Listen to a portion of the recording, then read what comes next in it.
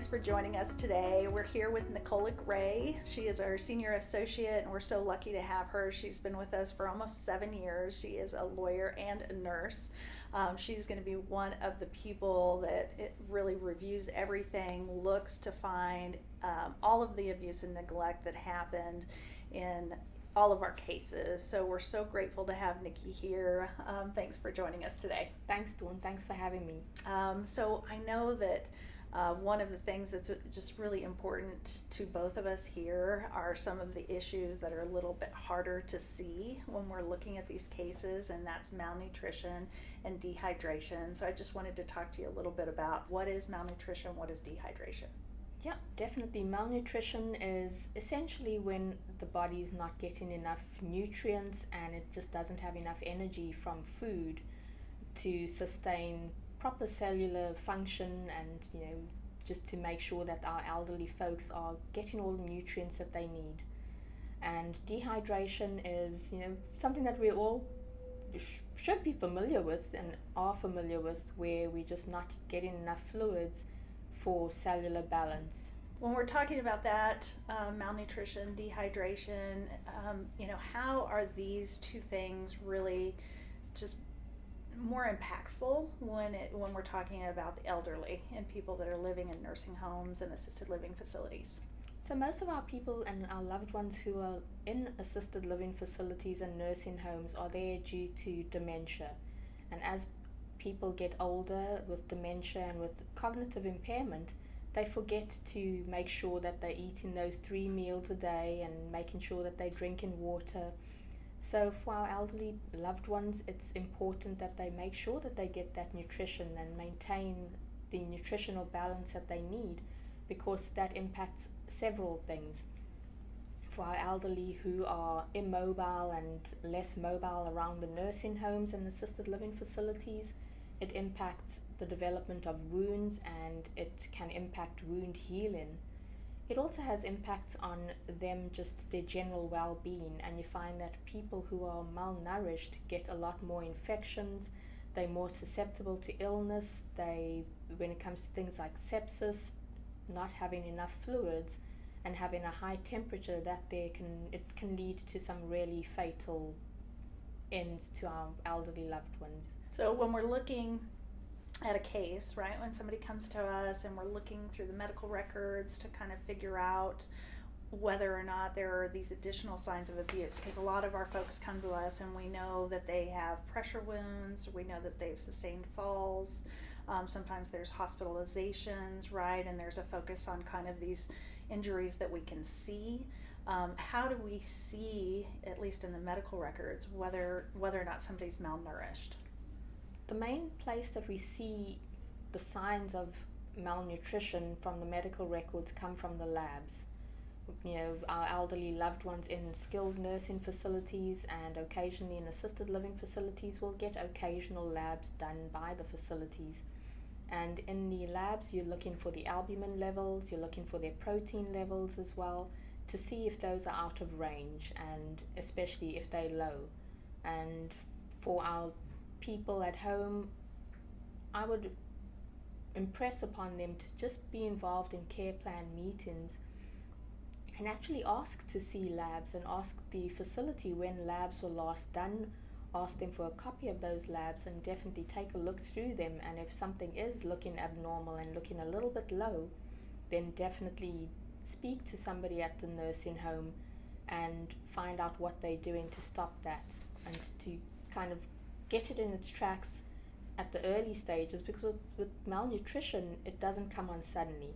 You'll notice in the labs that the first labs might be just a little bit lower than normal, and then the next set of labs, if nothing is done to address it, will be lower than the previous labs, and there's just a gradual decline in the albumin levels and the protein levels for our loved ones. So that's kind of a lot, right? If our mom or dad is living in a nursing home and we're asking for the labs and we don't have any medical background or experience, that's a lot. So I guess when we're looking at labs, you can kind of see there's like a little asterisk next to certain things, right? If they're high or they're low. So if you have those and you're asking for them, it's fine to really ask the nurse, right? It is. Make a time, set an appointment to talk to the director of nursing, just to really go over and ask those questions when you have time to do that. That is true. And also, I mean, for our people who are in skilled nursing facilities and assisted living facilities, we know our loved ones and we know they've been in our lives all this time. So we're able, not just even outside of the labs, to see if there's a change. We can always tell when our loved one is looking a little bit skinnier than they normally look. Yeah. And when they're looking a little hollowed out in their cheeks, you know, we know our loved ones. We know when they're looking a little bit skinnier and when it looks like they're not getting enough food to eat. And there are signs around the nursing homes and assisted living facilities when you go visit that you should be able to see that something's going on here. So what are some of the things that we can look for, just a lay person that we can look for that could be signs of malnutrition or dehydration? So one of the signs that we can look for is when you go and visit and their meal tray is sitting on the side table and you've noticed that the meal tray's been there for a while. That's definitely a sign that they're not eating and they're not getting enough nutrition that they should be getting. If you go into the assisted living facility or skilled nursing facility and their water pitcher is on the side and it looks like it's been untouched for a while, that's also a sign that they probably are not drinking enough water. If they just are looking a little ashen, and if you're able to take a look at their skin and their skin is looking a little dry, then those are signs that they probably are not getting enough food as well as not enough fluids in them.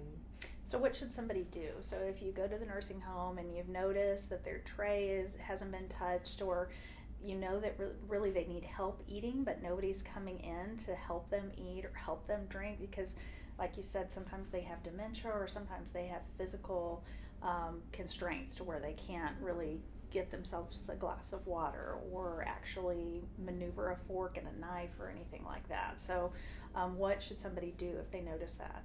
I would speak to the director of nursing, speak to the nurses who are on the unit, find out how much your loved one's been eating, make sure that the nursing home is keeping track of that. Are they able to feed themselves? If they're not able to feed themselves, does the skilled nursing facility have somebody feeding them? And does that person who's feeding them keep track of how much of their meal they're eating at each time? So why is that so important? Why is that and how do you make sure that they're doing that, keeping track of how much they're eating and how much they're drinking? So in terms of keeping track of it, skilled nursing facilities should have a treatment administration record where they record in how much of a meal each person is eating. If they are not doing that, definitely attend the next care plan meeting and make sure that that is included in their care plan, and make sure that the nursing home is following up with that. And you can also call them and find out, how much have they eaten today? Where is it documented that they ate X amount? Mm-hmm. If it is possible, and I know that we all have busy lives, if it is at all possible, make sure to go to see your loved one during meal times so that you're also there eating with them. Take something to eat of your own and just, go and eat with them, because eating and is just a very social bond. And most of our loved ones, as they get elderly, are more bedridden and they don't get the chance to go to the dining room or the dining hall and eat with other residents of the facility. So just make sure, if you are able to, go and eat a meal with them. That way you're able to see how much they're eating and you're able to encourage them to eat as well. Let's say that you've noticed these things and you've tried to take steps to make sure that they are getting proper nutrition and hydration after you've made some inquiries to the nurses and the director of nursing. If things still aren't changing, right? If you still notice the tray not being touched and the water not being touched and you can't be there all the time, what is the next thing that you can do to get help? You can definitely call the ombudsman, make a complaint, have the ombudsman and the Department of Health for that state that you're in go in and investigate and see whether the nursing home has enough staff to help perform all these functions and assist with our loved ones' daily activities. So the staffing is really kind of one of the key things, right? It is. If the facility doesn't have enough nurses or CNAs or staff there to provide all of the services that your loved one needs, that is another sign that really there might be some neglect and abuse going on at the facility, because if there's not people to care for your loved one, then there's things that get missed. That is true. Just not having enough people to perform all those aspects of our loved one's care, that is definitely a sign that there's some abuse and neglect going on.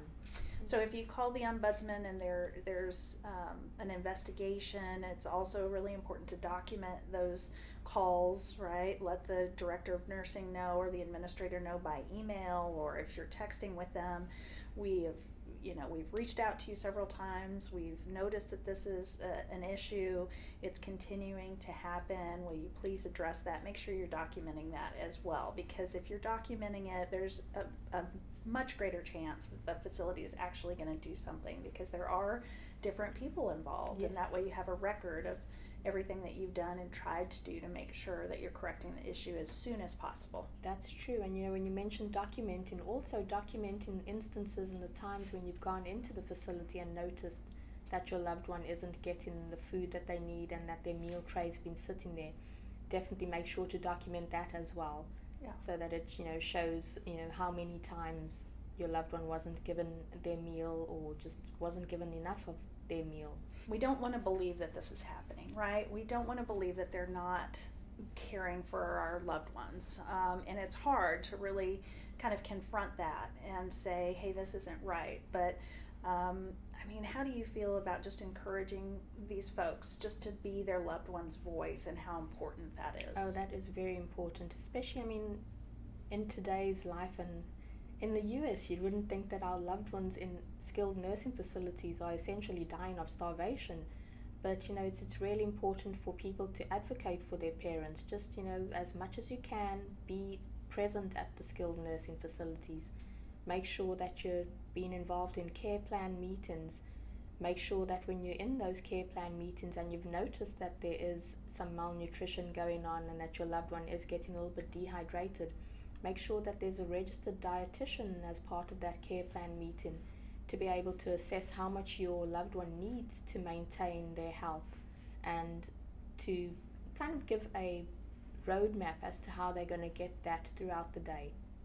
All right, Nikki. Well, thank you so much Thanks, for talking Dawn. to us today, and we hope this has been helpful. And please know that you're your loved one's advocate. You are the one that can stand up and really make a difference for them on a daily basis, and just be courageous and do that, because they need you. Thanks so much, everybody. We'll see you next time.